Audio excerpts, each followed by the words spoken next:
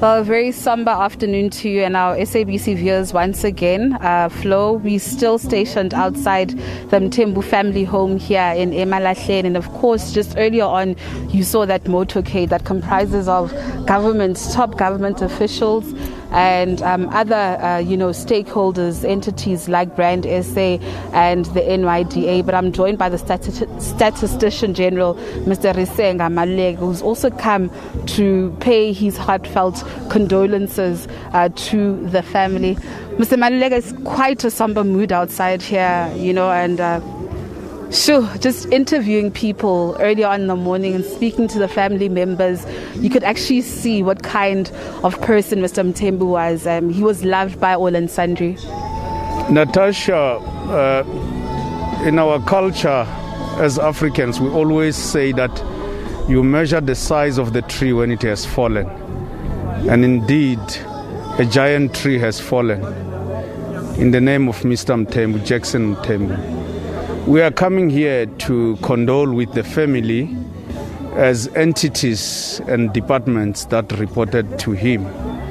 And of course, you will have seen earlier when one of us, Pumla Williams, who represented us, broke down in front of the camera and the mic. It's how emotionally she was attached. We are all touched, as is the whole nation.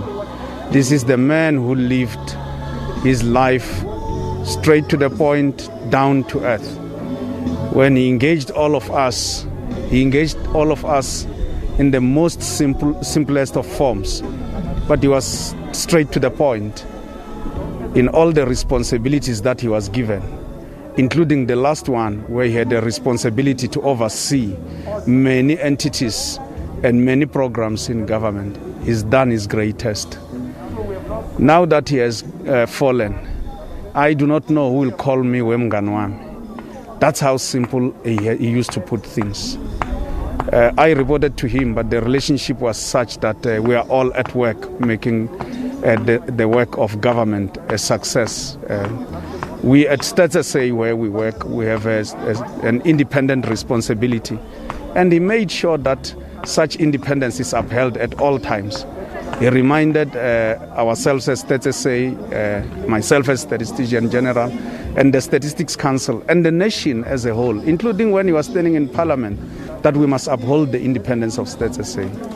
But as I'm saying, we have lost one of the greatest leaders in our country.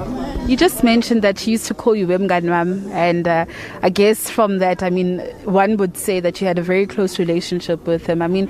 Talk us through your personal relationship with him, the relationship that you had. How close were you guys, and perhaps share your fondest memories of Mr. Mthembu. My relationship with him was largely on the side of work. It hasn't developed from time where he came and all the history of his work in life. And in this regard, I remember one time when we were working in New York, and he represented the country there during the launch of the SDG report. Obviously, there were all leaders coming from our government. And one time we were hungry in the evening, and they were delaying at the hotel where we stayed to provide food to us. And he said, "My friend, Wemganwam, asambe in Sodla," right in the street. And there we were in the streets of New York, going to find food. That showed how simple he treated himself. In the line of duty, he was simple but serious in the line of command. But as a person, he was always rather relaxed. Talk to us about his legacy. A lot of people had said that, he left such a huge gap. He was described as an incorruptible leader, very few, a special breed, a special kind of person. Talk to us about his legacy. He stood up against everything that he, at any given moment, needed to be corrected. And the whole nation knows how he stood up in Parliament when before he was appointed as minister to raise issues that needed to be corrected as a nation. And that shows that he was not a person that could be driven by prejudice at any given moment, by fear or favor. He wanted matters to be raised as direct as they had to be confronted in society. And that's what we need. That's a kind of leadership that all of us would want to see everywhere in the world. The second issue is his legacy. He was given a responsibility to drive national planning and to look at monitoring and evaluation. And in this regard, with all the entities he had around him, which didn't necessarily deal with the responsibilities he had under his control, he made sure that we take forward the plans that have been put in place even earlier than the time he came into office, to ensure that we drive them forward in such a structured manner. And he made sure that he starts to bring stability in the institutions that he's leading. If you look at the GCIS, when he came in, there had been acting leadership for quite some time. He stabilized that. At the National Planning Department, DPME, when the DG left office, he made sure that he stabilized that. At the time of his passing, we were busy ensuring that we bring stability to Stats SA. As you know, that there are a lot of people acting at the top in Stats SA, and that process will certainly continue. And this is a legacy that he leaves behind for us.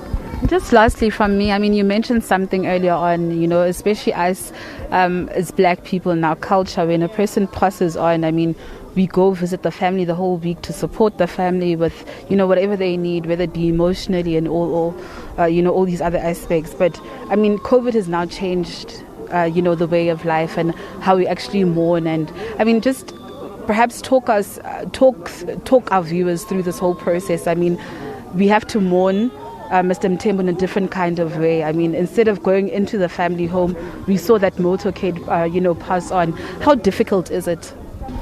COVID has shaped cultures and ways we do things.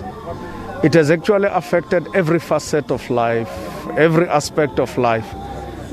And this is one of the legacies that the late Minister Jackson Mthembu stood for. He wanted us to adhere to all prescripts that we have put in place as a country to make sure that we minimize the whole issue of COVID environment, and indeed we minimize the virus spreading in the society. And such actions are exactly what he lived for.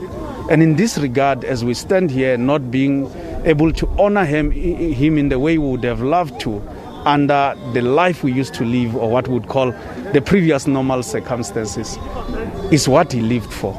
And this is one of the legacies that he leaves for us. And in such a legacy, he has bowed out. And of course, as he bows out, his legacy will save many lives. Thank you so much, and thanks for your time. Thank you. Thank you. Well, you've heard it there from the Statistician General saying that, his legacy was actually, to save the lives of people. I mean, always preaching the message of, adhering to COVID-19 regulations. But Flo, I don't want to add or subtract to what Mr. Maluleka had to say, but I mean, just the show outside his house. I mean, this shows the kind of person Mr. Mthembu was, loved by all and sundry. As for me, Natasha, it's back to you in studio.